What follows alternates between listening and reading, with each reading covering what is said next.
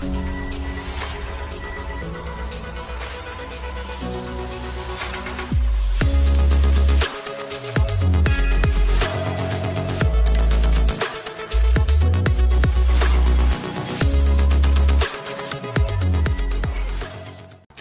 everybody, welcome back. Thanks for joining your virtual drinking buddy.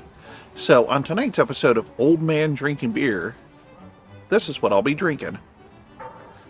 Jack O Pumpkin Ale by Samuel Adams. So, as you probably saw in my review of Sam Adams Fest Beer, I got the sweater pack, which included Fest Beer, Jack O, Oktoberfest, and their Boston Lager, which they put in every variety pack.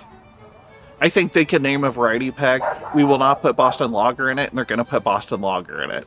But what do you do? It's their flagship beer. So, anyway, I actually had this years ago. I'm pretty sure this is the first pumpkin beer I ever tried, and I do not remember being impressed. But I'm going to say that may have been upwards of 10 years ago, so I'm hoping maybe it was just a fluke thing. Alright, let's see what we got going here. Amber in color, kind of what you would expect for a pumpkin beer, I guess.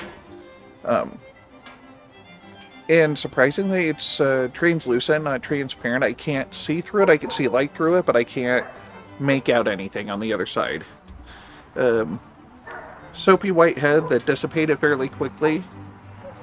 There is plenty of carbonation. I can see plenty of bubbles head to the surface. Okay, so actually putting a nose on it this time, I can smell pumpkin in there. Whereas my memory of this beer is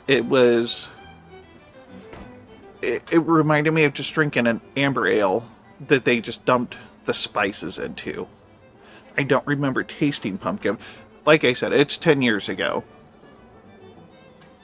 But I do smell pumpkin in there. I do smell plenty of pie spices. That's really about it. I'm kind of surprised that I'm picking up any pumpkin. It really did not anticipate that. I just kind of figured it was an amber that they dumped pie spices into without any presence of pumpkin. And maybe, just maybe,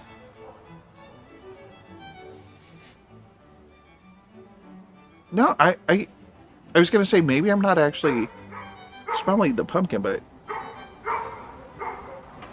I'm definitely smelling some pumpkin gourd kind of smell. And it's not overly sweet. It's more of like the cinnamon and allspice. What else do they put in pumpkin pie? Picking up clove. So it's not like it smells overly sweet. It smells like pie spices. And it's a little bit of pumpkin in there. So there's only one thing left to do. Cheers.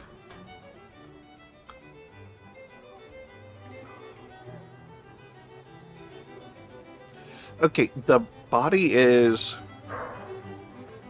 pretty watery. I guess I was expecting it to be a little thicker. The star of the show is the pie spices. It's just not really that appealing. The flavor is not as bad as I remember it. And I don't think I read off the ABV. This is only 4.4%. I guess I thought it would be a little stronger. In 8 IBUs, I can't taste any pumpkin. I don't even know how to fully describe it. It's put pumpkin pie spice in one of those Bud Light necks. Maybe that weird flavor is,